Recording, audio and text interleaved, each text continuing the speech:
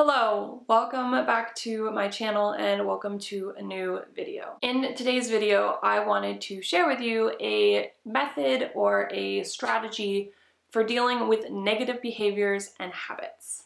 Sometimes when we're dealing with a mental health issue or a mental health crisis, things are just not going well in life, it's too much, we're feeling a little out of control, we can have all of that manifest itself in a negative way, or into a negative physical behavior or habit. For some people who are dealing with this negative behavior can be something like self-harm. What I wanted to do in today's video is to share with you a strategy that can help curb those cravings of self-harm or those cravings to do a negative behavior when life gets a little too much. The strategy is called the 3D strategy. The 3 Ds stand for delay, distract, and decide. Before we dive further into the 3D strategy, I want you to know that I did do up a worksheet PDF for free. You can download it down below, and there's a link down there. When I first started using this strategy to cope with my self-harming behaviors, I found it really beneficial to have a worksheet in front of me. All right, let's break down the strategy and let's break down how you can use this in order to help you if you need it. The first section of this strategy is called delay. This whole section, the first section, is all about setting a time frame. If you look at the worksheet, you're going to see a section that says, I will delay for blank. What you're going to do in the blank section is actually set a time.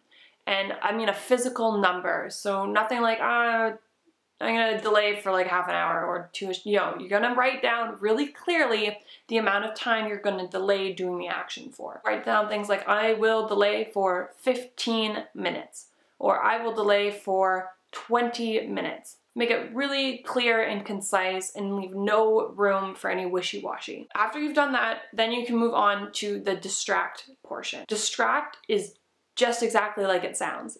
In this section, you are going to distract yourself for the set amount of delayed time that you put aside. Pretty much, you delay for 15 minutes, now you need to distract yourself for 15 minutes. A lot of professionals suggest that you do something physical, so physical exercise. Things like get outside, go for a walk, go for a run, do a bike ride. The reason they suggest this is because when you feel like you need to self-harm or do a negative behavior, there's a lot of energy. You know, I remember feeling like I was like just a ball of bundled energy. And the reason they suggest you go outside and do something physical is because that will help release that energy. And so once that energy is released in a more positive way, you're less likely to use it for a negative thing. Another thing, and this one worked really well for me, it was doing something creative. So things like coloring. Some other things that you can do are lots of things that are like single-minded tasks. So things like playing a video game, reading a book. Before we move into the final section, so the decide section, it's important to remember that if you feel after the timer has gone up that you still want to self-harm, I suggest you redo the delay and the distract section. And you need to kind of redo those sections all the way through until the cravings have passed, or until you feel like you are able to make the decision to not do the negative action. The whole point of the last section, the decide section, is for you to make the decision to not do the negative action. If you feel like you are still going to decide to do the action, then I suggest that you go back and you do the delay and the distract sections over again until it comes to the point where you're like, I don't feel the need to do the action anymore. So if you've come to that point where you're like, I have decided I don't want to do the action, then move on to section 3. In this section, it will ask you to answer 3 questions. The first question is more like a list. It's going to ask you to list all of the advantages of not doing the action.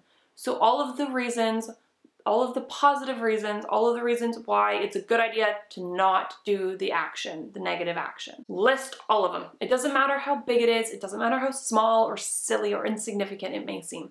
List all of the reasons why it's a good idea to not do the action. The second question is going to ask you to list all of the disadvantages if you were to do the action. So if you were to self-harm, say for example, what are the negative consequences of doing that action? Finally, the last sort of question is more of a statement. It's more there to kind of help you remember. And it's going to ask you to remember and to write down why you want to stop the behavior in the first place. List reasons as to why you want to stop. When I was experiencing self-harm and I was going through some rough times, this strategy really helped. And I found it extremely beneficial to have a physical worksheet to help me, especially when I first started to use this strategy. So I highly encourage you that if you're going to try the strategy, to just download the PDF and print it out and use it. Another thing that I would suggest is that if you are someone who is struggling with self-harm or another negative behavior or habit, write a list of things that you can do to distract yourself, because in the moment it's very difficult to be like, what am I going to do? It's much easier to be like, I'm delaying for 15 minutes, here's my list, I will work my way through the list. I really hope that you found this video beneficial. If you did, I always appreciate it when you give a thumbs up. And don't forget to hit the subscribe button. And I will see you again very soon.